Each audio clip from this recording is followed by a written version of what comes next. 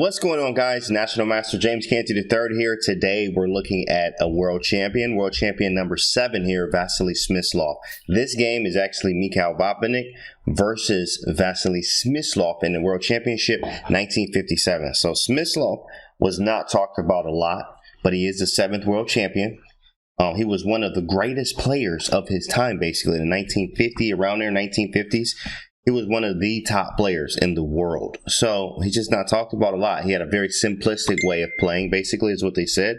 He was a simple player, and he learned it from his dad, and his dad taught him simple positions and how to, like, move pieces in a certain way that you can use those pieces, like, basically just a very simple style of chess, right? So now let's actually see that simple style of chess versus one of the big dogs here, the 6th world champion, Mikhail Botvinnik. Versus Smyslov, 1957. Let's see, it was an English opener as it started, and this is actually, I think I have this game somewhere else as well, but C4, Knight of 6. So I know Smyslov was a King's Indian player, and I love the King's Indian, and he actually played the KID. He played a lot of stuff, but definitely the KID. G6, G3, Bishop G7, Bishop G2, castles, and E4.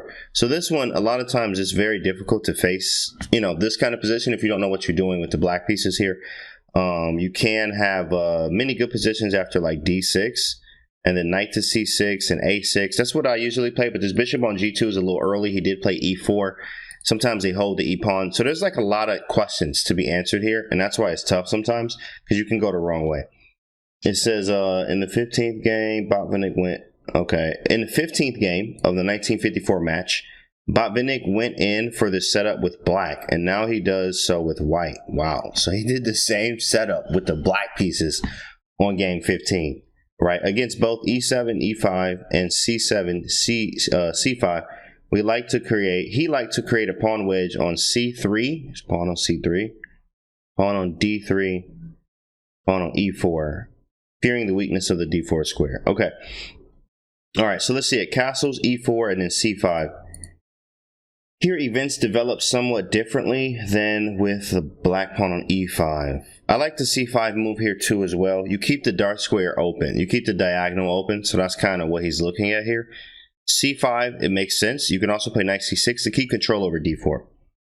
Knight G to E2 and knight to C6, that is correct. Looks good so far. We have castles. And then D6. So go through this very slow, guys, to understand what's going on. D6. I do like D6. Again, I'm leaving my dark square bishop open. Now, this is King's Indian setup, but not the King's Indian you really study like that, to be honest. This is like a different one, a weird one. And what's funny is he can go for the same setup against his opponent. It's called the Botvinnik setup. But in a way, actually, we're playing it against Botvinnik, which is funny. But the knight's usually on E7, so that's a little bit different. Botvinnik set up a lot of times. It usually goes with a pawn on D6, C5, and E5. Or for white, basically how he has his pieces. Botvinnik is playing his own system. Knight on E2, knight on C3. Pawns usually on E4, D3, and C4, and preparing an F4 push.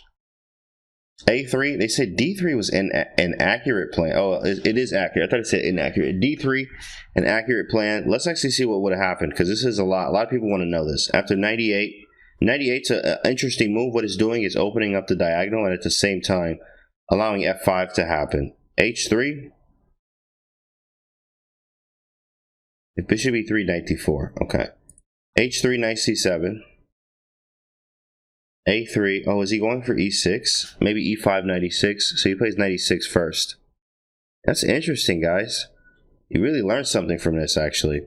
I'm a King's Indian player, so I'm literally learning something right now. This is great. Rook B1, A5, King H2, Rook B8. Rook B8 is always a common move to get out of this light square diagonal, the bishop on G2. Rook to B8, F4, and then knight E to D4 with equality. This was a game from Tamanov Ukmakov in 1973. Okay, so let's go back then. That's good to know. So D6, if D3 you play knight E8. That is an option to play knight E8. I like that. I do like that. A3 was the game move, and then bishop to D7. Here too, the immediate knight E8 is good, with the idea of if rook to B1, A5 anyway, you want to stop the B4 push. And then it's D3. Knight C7, Bishop e3, and then knight d4 first. No, even knight e6. After b4, takes, b6. Ooh, man, this is nice. Wow, your rook's hit. Your rook's hit, but if e5, just move out of the way, right? Turn the engine on here. Good thing about forward chess, I can always do this. Rook, is it rook b8? Let's turn it. Rook a3, wow. Would have never thought of that one. Bishop g4 is move number 2. And then take on e2. Dang, that's crazy. They don't even cover. Yeah, they don't even cover that move. Because this is a move that a human would play in the game. And you have to ask yourself that, you know, especially when you're playing your own games. You know, what's a human going to play, right? What are they going to play? E5 is going to be a move you're going to see. It's complicated. Best move is rook a3. Interesting. Interesting. Best move, queen c1. Take on e2. We got to see this through. We got to see this through. Let's see. Queen c1. Knight takes e2. Rook takes d3. Okay. All right, how about, let's go back. Takes b6, e5, rook a3. How about like knight takes? Takes, c takes, bishop takes. Okay, there's a lot going on. Oh my goodness. How so many captures. Takes. You take on e5, you're just winning. But it's not by much for some reason. Oh, these pawns are passed though. Whew. This is wild. But that rook a3 move is pretty good. I actually like the rook a3 move. Okay, so let's go back. Go back and look at the game moves. Turn this off. Let's go back and look at what happened in the game. So you play bishop d7, developing. Nothing wrong with development at all, ever. And then we have h3, prophylaxis. White avoids. Rook b1, queen c8. That's this move. Rook b1, queen c8. And if b4, bishop h3, d3, takes, b6 with equality. This is good, guys. This is really good. You get to learn these positions just like this. This is tough. I mean, these close positions and like you don't know what's happening. F4 can be played by white at any time. So sometimes it's scary actually playing with the black pieces here because you don't know what to do and you feel like you can't stop the F4, F5 push. Very interesting. So he plays h3 actually, h3 and then knight e8. There's this knight e8 move again. Usually we do this too for f4. You meet it with f5. So that's pretty good. I wonder if that's actually the case. Let's just see here. If f4, it says you don't even have to play f5. You can just play knight c7 anyway. All right, so what about f5? Somebody's going to test you in this theory. Play e6, break it up. Wow. Okay, so how about g4? Because they can't play f6 because the bishop and the queen cover the f6 square. And we're just breaking it up. Sometimes this is very problematic for people playing black here. Because you don't know what to do. You do have this good dark square diagonal though, but you got to be careful. So it says best move knight to d4. Knight d4, d3. E takes f5. Reason why we're taking with the g pawn is we can play king h8, rook g8 a lot of times. G takes f5. We just take on f5 again. You see the move, right? King h8. We just said that. Moving the king, playing rook g8 a lot. They're bouncing between the moves though. And they settle with e takes. Knight g3. F takes. Queen h5. Yeah, I've seen this happen before. So I'm definitely still going forward here. This stuff gets scary, bro. You see what I'm saying? Like, you playing black here, like, bro, what? What is winning, though, right? E3 takes F5. Bishop G5, Queen E8. E3, what about, like, Bishop E4? Probably F5 now? That makes sense. Okay. Wow. That is interesting. Okay, let's go back to the game. We could sit there all day and study that, because I could definitely sit there and study that all day, because that's positions that I usually will get is in some Englishes. Knight c7, rook b1, rook b8. Then it says thanks to his high quality opening preparation, Smyslov's has confidently equalized. I believe so as well. A problem a lot. Sometimes you get the symmetrical position, which is not fun. It's a very boring position. Times let me actually fix my my green screen. Actually, got the pixels on me.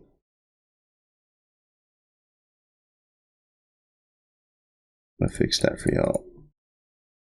Okay, it looks a little better. So, yeah, a lot of times you'll have like the symmetrical position with the knights. So like a knight on e2, knight on c3, and then for black, knight e7, knight to c6. But it's not symmetrical, so you don't have that super even stuff that's very boring to play. If you're looking for tactics, you're not getting any. So it's not fun playing that symmetrical stuff. But here I like the fact that both of the knights help on the queen side, and my dark square bishop is a monster, which is huge. That's something to pay attention to. So it's very nice. I actually like the system, how he's playing it here. And like, you know, like they said, his style of chess was very simple. A very simple style of chess. So when he would play, it would just be simple. He knew what all his pieces needed to do to their maximum ability. That was his specialty. They said he was ahead of his time, basically, with this type of play. Rook to b8, and then bishop to e3. Game move. It says b4. Oh, hold on. Let's see this. b4. We know b4 is going to be played by somebody. So let's see why. It's unfavorable because after c takes b4, a takes b4, you play b5, and there it is, that knight on c7. Now this is nice. This is extremely nice. That's an excellent pawn break there, because now I'm hitting the pawn on b4. These knights are cool. This is something to note. If you're a King's Indian player, man, you know, this is very nice to see. Smyslov has multiple games I've seen, actually. He also had a different, like, I have this book on King's Indian games, and he played like a c6, queen a5, then playing b5. It was wild, and I was like, bro, this is active. This was some of the most active King's Indian I've ever seen. It was very nice to see it from Smyslov. Now, bishop to e3, b5, c takes b5, knight takes b5, and now we're the one with the file, and b4 is hard to play. Wow, this is amazing. This is amazing, because you have a lot, not that you have a lot of problems with the English or something similar, but when you're playing the King's Indian defense, like, you don't get this kind of counterplay on the queen side. Not this kind, not that much, you know. So it depends on what variation, but this definitely favors black in almost every single way, right? So d4, we have d4 and then queen c8, hitting h3. It says also suitable is c takes d4, knight takes, and queen b8. Approximate equality, but why not fight for an advantage? Correct. Why not fight for an advantage? So going back to knight takes b5, snap, snap, d4, queen c8. Queen c8. I like it. Maybe trying to go queen b7 as well. Hitting h3. D takes c5.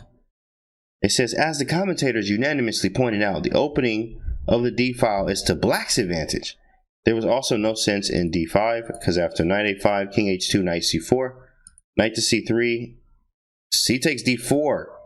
Wow. Sacrificing exchange. Takes with excellent play for the exchange. Dang. Boy, that's big boy chess right there. Big boy chess. Big boy chess right there. Wow. I mean, that's hard to do. Look at this. Like, are you really going to sacrifice an exchange here? Right? Knight c4, if knight c3. I can't say that I would have just attacked this change. I'm not. Like, I'll just play rook b8, bro. Just get out of the way. Just get out of the way. Play rook b8. Like, this is fine. I'm just playing rook b8. He sacrificed the rook. So, but actually, d takes c5, king h2, defending h3, a very common move. Now rook to d8, and the queen looking crazy. So queen has some problems. So queen to c1. We have knight to d4. Knight c3, rook b7, stepping right into the x-ray, but also weakening the e4 pawn in the process. If he pushes e5. f4, there's f4 finally, man. You usually see f4 quickly, right? But he took a while. Botvinnik took a while to play f4. Bishop to c6 by Smyslov. Rook f2 and then a5, exclam, or not even exclam, sorry. It was like interesting, basically. Dubious. Knight, it says a5, knight b3 was much stronger. After the queen moves, bishop d4 with a somewhat better endgame. But he plays a5. That's a human move, though. a5 seems fine. Stopping b4 from almost ever happening. Even playing a4, expanding a little bit more, grabbing a b3 square. So a5, queen f1. Botvinnik plays this part of the game very enterprisingly. It only needed the opponent to delay slightly. Maybe that's a typo. Maybe he, it or he. Oh, it only needed the opponent to delay slightly, missing the most active move, and white is ready to seize the initiative. After queen f1, knight b5.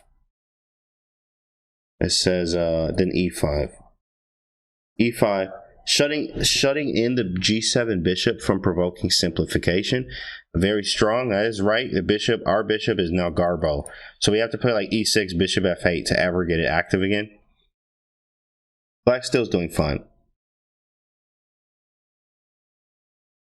Yeah, black still's doing fine.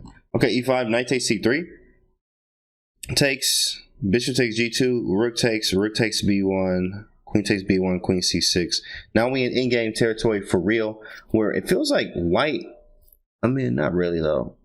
The queen, we stop all the squares that the queen can come to at all. So that's good. That's not a problem. Our bishop is gross though. We do need to get this bishop active, like bishop f8, e6, maybe c4, rook d3. That could all be a plan. Let's see. Rook to d2, question mark. Aiming for exchanges in time trouble. Botvinnik commits a surprisingly positional mistake.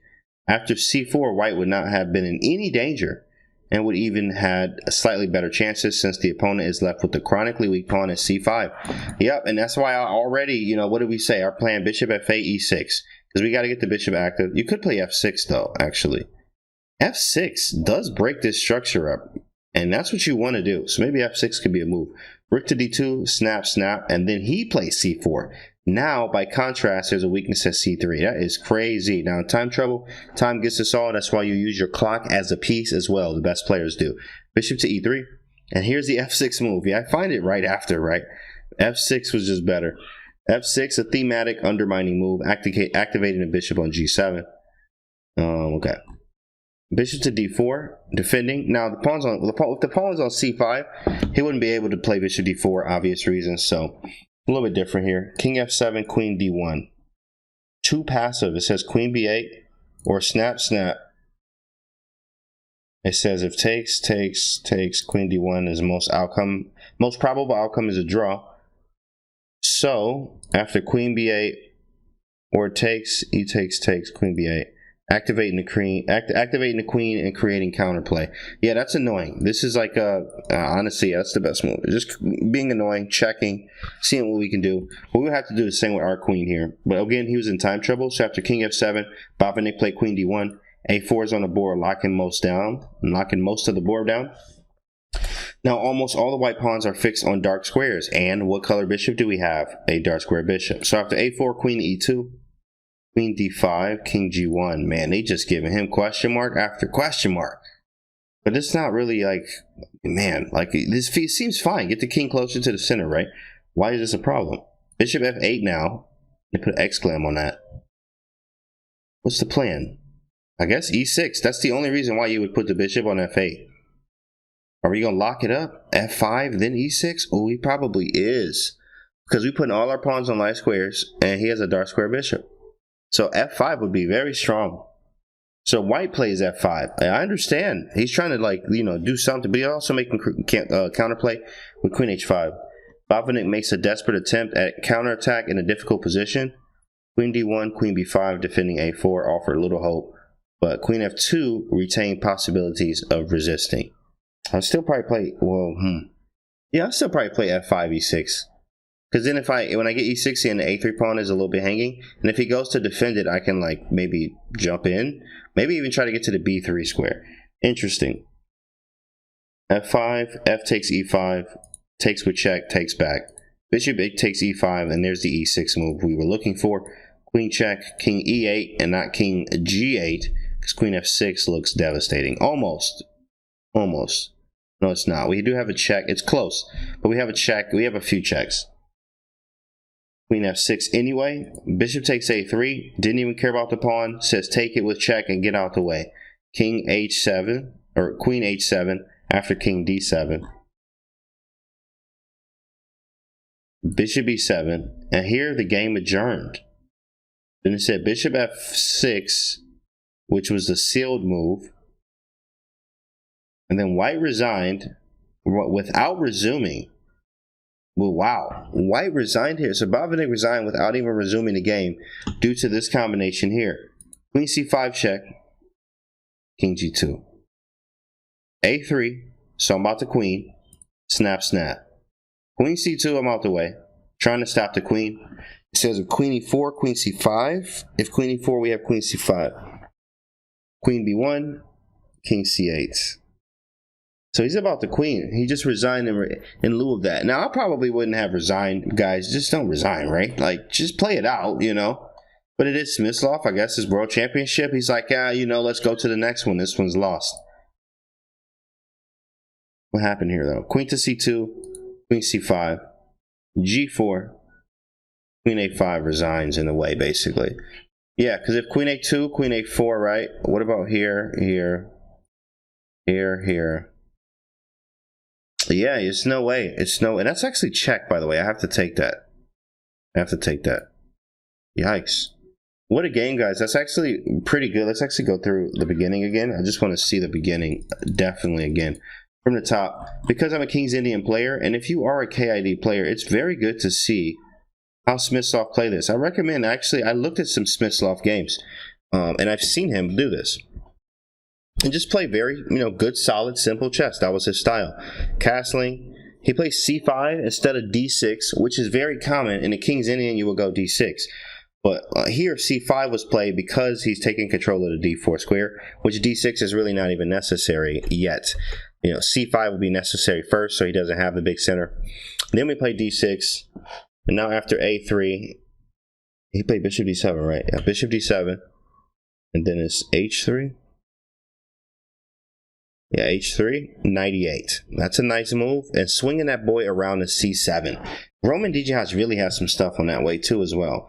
This is very informative, guys. Very informative. I hope you're learning something here, even from both sides. If you're playing white or black, I hope you're learning something here in this position. This is very nice.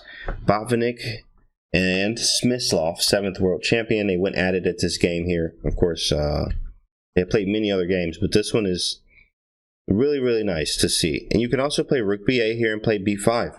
Because a lot of times, if you play against the English or you play any type of Finchetto system or try to be a Botvinnik system, things like this with black in an English or any type of Finchetto variations, you know that white plays for this kind of counterplay all the time. Rook b1, b4. Rook b1, b4, rook b1, and b4, and f4 too as well. And they just have great positions, right? But this, not that it counters it, but it gives black a lot more counterplay than what they are usually getting in these type of positions. I know I'm not the only one that feels this one. So, wow, this is today's game, and this is today's world champion, 7th world champion, Vasily Smyslov. I hope you guys enjoyed the video, guys. Now, this app, what I'm using right here is actually called Forward Chess. I will leave a link for you guys right under the video. You can download it for free, get you some books from there, and use this. Actually, I like to use this a lot when I'm going through just books and like history of stuff, looking at games. It's very nice. It's very nice. They have all kind of books here, of course, but this is Forward Chess. It's combining the book and the board in one with, of course, the engine analysis on here too, guys. It's Forward Chess. I will leave a link for you guys right under the video. Thanks for watching the video. Like, subscribe, all that other stuff, and I'll see you on the next video.